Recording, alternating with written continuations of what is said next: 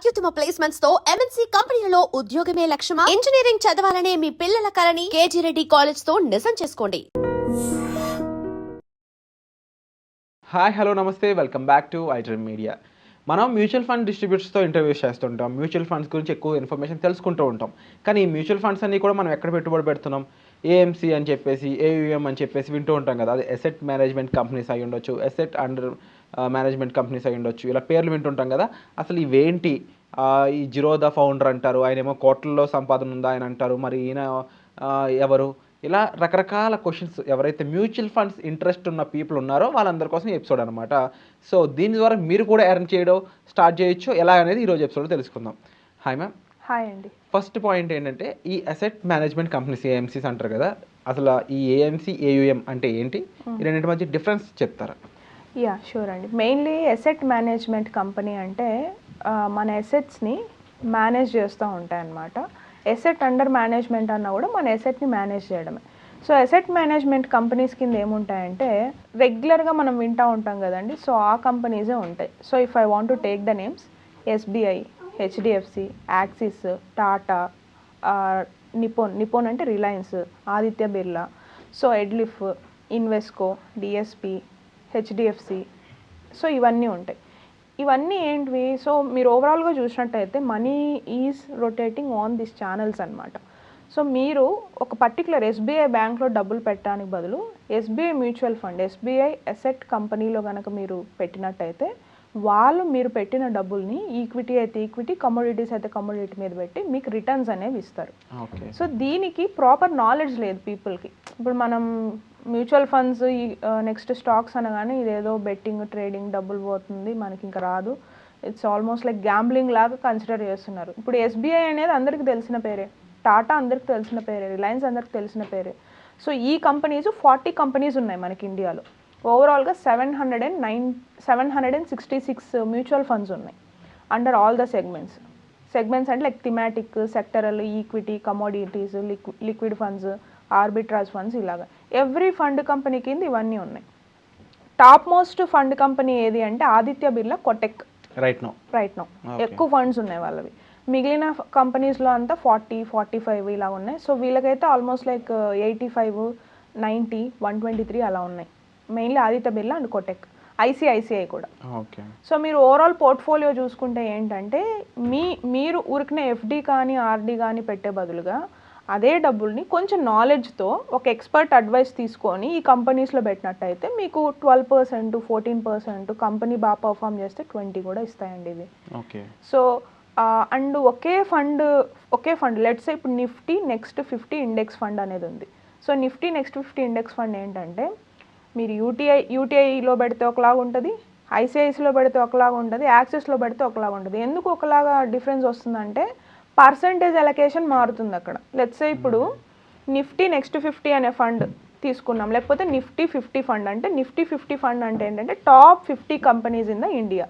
So మనం demat లేకోకుండా ఈ 50 కంపెనీస్లోకి ఇన్వెస్ట్ చేయాలి అని అనుకుంటే మనకి ఈ ఏఎంసీ ఏదో ఒక ఏఎంసీ కంపెనీలోకి మనం తీసుకోవాలి. ఈ 40 కంపెనీస్లో ఇక్కడ తీసుకుంటే ఫర్ ఎగ్జాంపుల్ ఇప్పుడు ఎస్బీఐ తీసుకున్నాం. ఎస్బీఐ కంపెనీ పర్ఫార్మెన్స్ ఒకలాగా ఉంటుంది, ఐసిఐసి పర్ఫార్మెన్స్ ఒకలాగా ఉంటుంది. ఎందుకు డిఫరెన్స్ వస్తుంది ఇక్కడ మనకి? సేమ్ నిఫ్టీ 50 టాప్ 50 కంపెనీస్ మీద పెడుతున్నా అంటే ఐసిఐసి వాడు ఏం చేస్తాడంటే, నేను జస్ట్ ఎగ్జాంపుల్ చెప్తున్నాను, నాట్ ఎగ్జాక్ట్లీ దిస్, ఒక 3% రిలయన్స్లో పెట్టాడు, 2% టాటాలో పెడుతున్నాడు, ఇలా డిఫరెన్స్ వస్తుంది.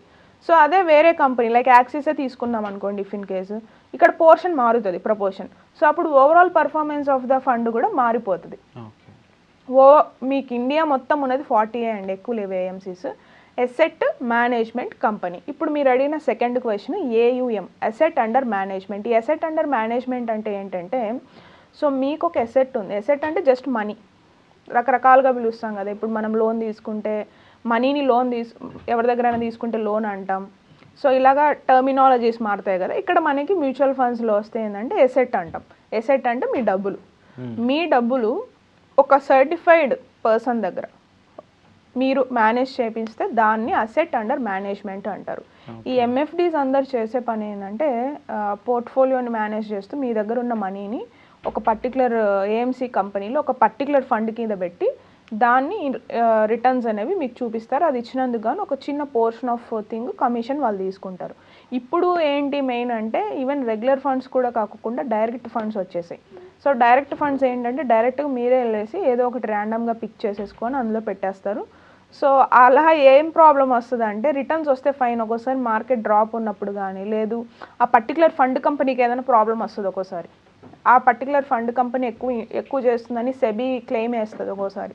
సో అప్పుడు రిటర్న్స్ తగ్గిపోతాయి ఆ fund company all of sudden. So ఈ న్యూస్ అంతా కూడా వాళ్ళు ఫాలో అవ్వరు, అంత ఎనాలిసిస్ చేయలేరు మార్కెట్ మీద, చేయలేరు. కాబట్టి మీరు మీ ఫ్యామిలీ టైం స్పెండ్ చేసుకుంటూ ఎంటర్టైన్మెంట్ టైంలో ఉంటూ మీ అసెట్ మేనేజ్ చేసుకోవాలంటే దాన్ని ఒక ఎక్స్పర్ట్స్కి ఇవ్వడం చాలా చాలా ఇంపార్టెంట్. సో ప్రొఫెషనల్ హెల్ప్ అనేది అక్కడ యూజ్ అవుతుంది, చాలా యూజ్ అవుతుంది.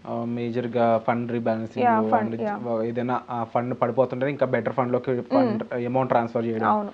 సో అలా మనం అది మెయింటైన్ చేయడానికి. అండ్ యూజువల్లీ ప్రొఫెషనల్స్తో కంపేర్ చేస్తే ఎంత పర్సెంటేజ్ ఎక్స్పెక్ట్ చేయొచ్చు, రెగ్యులర్గా డైరెక్ట్గా చేసుకునే వాళ్ళు ఎలా ఎక్స్పెక్ట్ చేయొచ్చు అంటారు? నేను నా జర్నీ స్టార్ట్ చేసింది నేను డైరెక్ట్ ఫండ్సే అండి. నేను ఎవరి దగ్గర ఫండ్స్ ఇండియా అని స్పెసిఫిక్ దాంట్లో నేను పెట్టాను, కానీ నాకు అది తెలియదు రెగ్యులర్ డైరెక్ట్ అని చెప్పప్పుడు.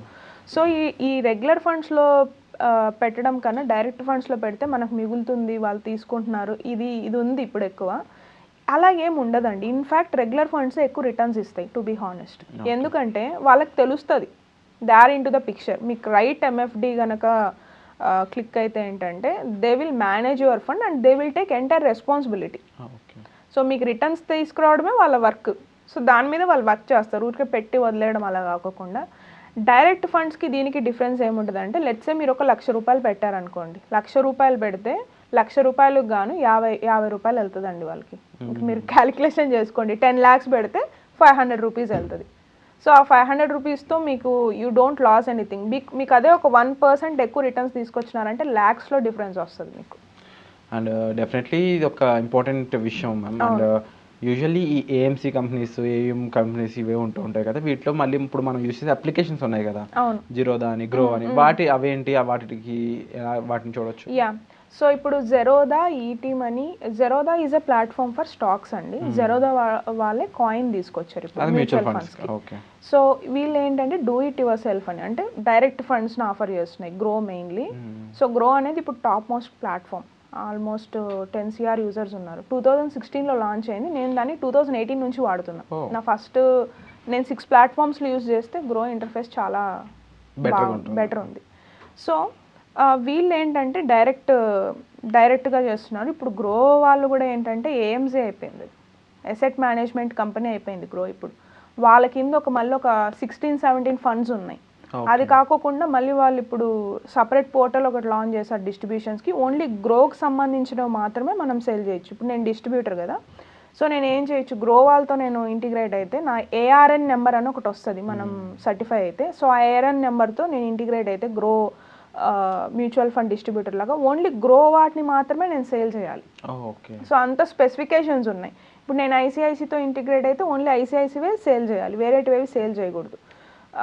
ఇప్పుడు ఓపెన్గా చేసుకోవచ్చు, వాళ్ళతో ఇంటిగ్రేట్ అయితే అవి మాత్రమే అవైలబుల్ ఉంటాయి. ఇప్పుడు నేను మీకు 5-6 ప్లాట్ఫామ్స్లో పెట్టిస్తే కరెక్ట్గా ఉండదు. ఇప్పుడు దానికి బెస్ట్ థింగ్ ఏంటంటే జెరోదా వాళ్ళు సపోర్ట్ చేస్తున్న ప్లాట్ఫామ్ అసెట్ ప్లస్ అని, అందులో రెగ్యులర్ ఫండ్స్ ఆఫర్ చేస్తున్నారు. డైరెక్ట్ ఫండ్స్ ఏంటంటే డిస్ట్రిబ్యూటర్ ఉండరు, రెగ్యులర్ ఫండ్స్లో డిస్ట్రిబ్యూటర్ ఉండరు. డైరెక్ట్ ఫండ్స్ అంటే గ్రో, ఈటీ మనీ, ఇవి కాయిన్ కూడా అండర్ దాని కింద వస్తుంది. అసెట్ ప్లస్ ఏంటంటే మనకి లైక్ రెగ్యులర్ ఫండ్స్ మీరు ఆఫ్ చేసుకోవచ్చు. అందులో స్మాల్, మిడ్, లార్జ్ అన్నీ ఉంటాయి. 766 ఫండ్స్ ఉన్నాయి. ఇంకా మీ thank you so much for the information ma'am. ముఖ్యంగా ఏఎం అండ్ ఏఎంసీ కంపెనీల గురించే కాకుండా వాటిని అంటే ఈ ఫండ్స్కి సంబంధించి ఉన్న అప్లికేషన్స్ ఏవైతే ఉన్నాయో వాటి గురించి కూడా చెప్పినందుకు thank you so much. And for more videos, please subscribe to iDream. Please subscribe to iDream. Please subscribe iDream. And please subscribe to iDream. For more videos, subscribe to iDream. please like, share and subscribe to the channel. Congratulations, iDream. Subscribe to iDream. Subscribe to iDream. So subscribe to iDream Media. iDream ki iDream team andarki huge congratulations. Please subscribe iDream Media. Please subscribe to iDream. Subscribe iDream. Please subscribe to iDream. iDream అంటే నా కళల channel subscribe చేసుకున్నారు, నోరు తిరుగుతలేదు, మీరైతే గంట గుర్తు కొట్టండి. For more such videos, please subscribe to iDream. Subscribe to iDream. Please subscribe to iDream. Please subscribe iDream Media. Please do subscribe to iDream. Please subscribe to iDream Media. For best entertainment and information, please subscribe iDream. And don't forget to subscribe to iDream.